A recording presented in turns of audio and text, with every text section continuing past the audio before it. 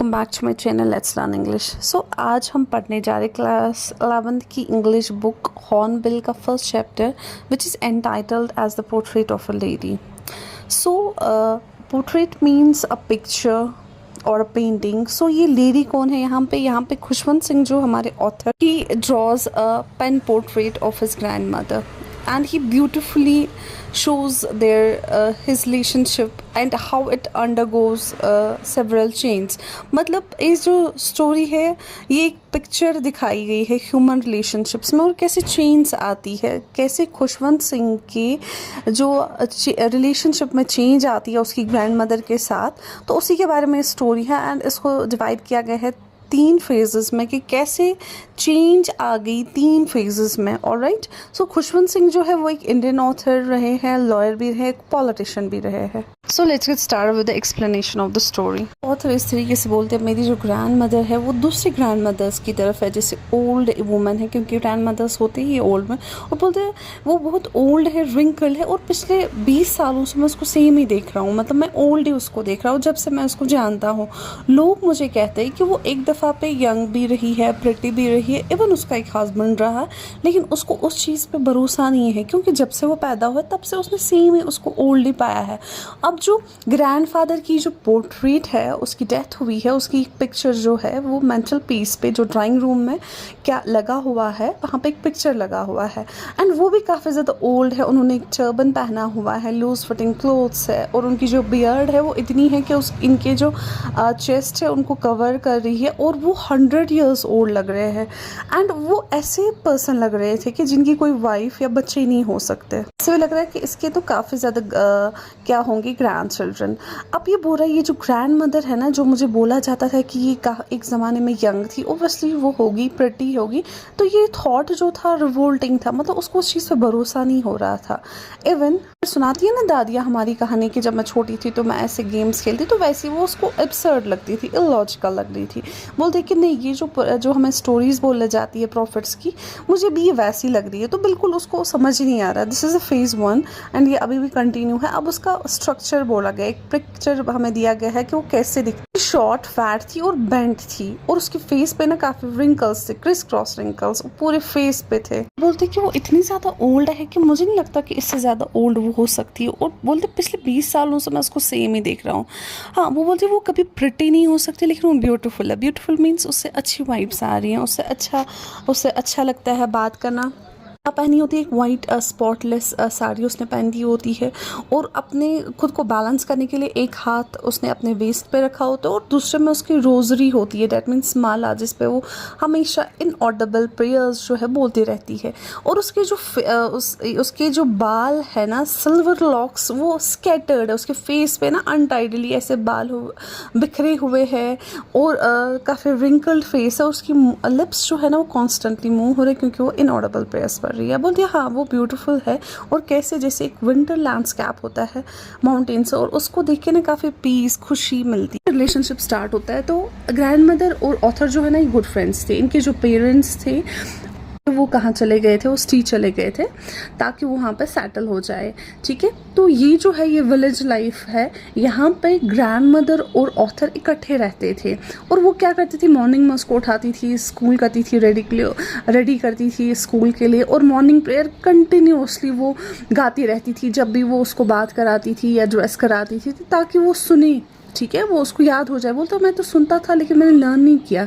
और वो फिर मुझे स्लेट देती थी, चौक वगैरह देती थी, और मुझे वो स्टील बासी रोटी भी देती थी, थोड़ा सा बटर शुगर लगा के, और हम स्कूल जाते थे, और कुछ चपाती अपने साथ ले जाती थी ताकि विलेज डॉग्स को दे दे। वो ऑथर ने इकट्ठे स्कूल जाते थे, क्योंकि वहाँ पे एक टेम्पल था, वहाँ पे जो ग्रैंड मदर थी वहाँ पे वो अपनी प्रेयर्स कर रही थी, और वहाँ पे प्रेयर्स भी इनको सिखाते थे स्कूल में। तो शाम को भी इकट्ठे आते थे, और रास्ते में जो डॉग्स थे उनके पीछे पीछे आते थे, आपस में लड़ते थे चपातीस के लिए। तो फेज़ 1 काफ़ी इंटरेस्टिंग फेज़ था, अच्छा रिलेशनशिप था। फेज़ 2 स्टार्ट होता है, एक टर्निंग पॉइंट लेता है फ्रेंडशिप में।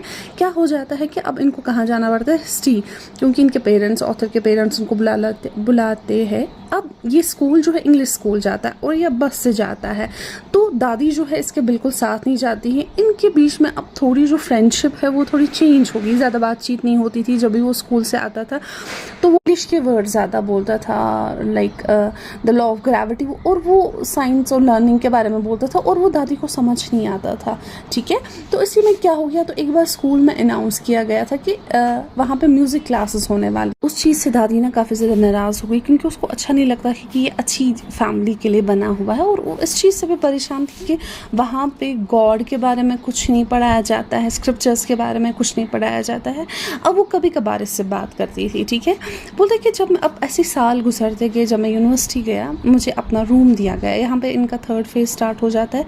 अब जो ये कॉमन लिंक था ना फ्रेंडशिप का, वो अब ख़त्म हो गया। अब जो ग्रैंड मदर है उसने जो अपनी रिलेशन है ना वो एक्सेप्ट कर ली, और उसने कुछ भी ऐसे कुछ नहीं बोला कि मुझे क्यों अलग। उसने वो अब पूरा टाइम स्पिनिंग व्हील के साथ होती थी, फ्रॉम सनराइज टू सनसेट। और जो ये स्पिनिंग व्हील जो था, साथ साथ में अपने इनऑडिबल प्रेयर्स पढ़ती रहती थी, और कुछ टाइम अपना जो है वो स्पैरोज़ के साथ स्पेंड करती थी, उनको फीड करती थी, और वेरेंडा में बैठती थी, और वहाँ पे बहुत सारे स्पैरोज़ आते थे, तो शोर करते थे वहाँ पे, कभी उनके लेग्स पे बैठते थे और वो बड़े आराम से उनको खिलाती थी। तो ये एक हैप्पीएस्ट आवर होता था दादी के लिए। अब ऑथर ने डिसाइड किया था कि वो अब फर्दर स्टडीज़ के लिए अब्रॉड जा रहे हैं, मे बी 5 साल। उसको ये था कि शायद मैं ग्रैंड मदर को देख पाऊँ कि नहीं देख पाऊँ, क्योंकि वो काफ़ी ज़्यादा ओल्ड साथ कहाँ स्टेशन चली गई, और बिल्कुल सेंटिमेंटल नहीं थी, उसने अपने इमोशंस नहीं दिखाए, लेकिन उसके जो लिप्स है वो कंटिन्यूसली मूव हो रहे थे प्रेयर्स में। ठीक है, वो अपने प्रेयर्स में खोई हुई थी, और लास्ट टाइम साइलेंटली उसने उसको फोरहेड पे किस किया।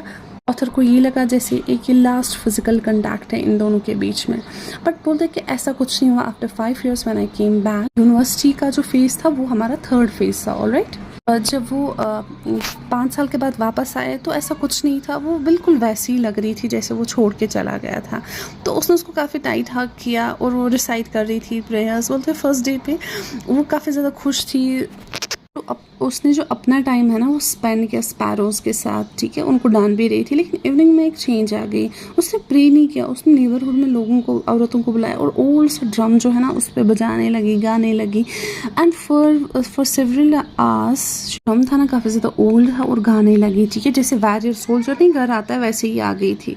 फिर मनाना उसको पड़ा कि आप बीमार हो, आप बीमार पड़ जाओगे ऐसे, तो वो नहीं मानी। तो फाइनली जब मान गई, उसने प्रे भी नहीं किया, तो नेक्स्ट मॉर्निंग वैसा ही हुआ, वो बीमार हो गई, थोड़ा सा माइल्ड फीवर हो। डॉक्टर ने बोला ये ठीक हो जाएगा, चला जाएगा। लेकिन ग्रैंड मदर जो है उसने कहा कि नहीं, मेरा जो एंड है अब नियर है, अब कुछ ही घंटे बचे, और मैं चाहती हूँ मेरा जो लास्ट चैप्टर है मैं सिर्फ प्रेयर करना चाहती हूँ, और वो बिल्कुल टाइम वेस्ट नहीं। उसने प्रोटेस्ट किया, ऐसा कुछ नहीं है, वो बड़े पीसफुली बेड पे लेटी हो, अपने हाथ में उसको रोजरी थी, और वो कंटिन्यूसली वो क्या कर रही थी, प्रेयर्स पढ़ रही थी। अचानक से जो माला है वो गिर जाती है, तब उसके जो फेस पे ना एक पीस सा फैल जाता है उसके फेस पे, और हमें लगता है कि वो मर।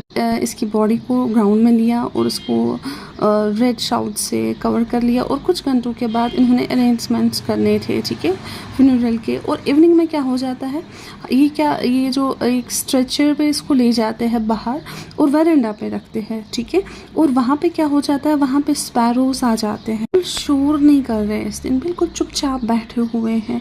और ऑथर की जो माँ है उस दिन उसने फीड किया उनको, लेकिन उन्होंने कुछ भी नहीं खाया। तो अगले दिन जो स्वीपर था उसने वो हमसे उसको डस्टबिन में फेंक दी। स्टोरी एंड हो जाती है यहाँ पे। आई होप आपको अंडरस्टैंड हुआ। सो जो थीम है स्टोरी की, इसमें इनोसेंस, फ्रेंडशिप, एक कनेक्शन दिखाया जाता है। ये भी दिखाया जाता है कि जो ग्रैंड मदर थी ना काफ़ी ज़्यादा रिलीजियस थी, वो गॉड पर बिलीव करती है। आई होप आपको चैप्टर अच्छे से अंडरस्टैंड हुआ होगा।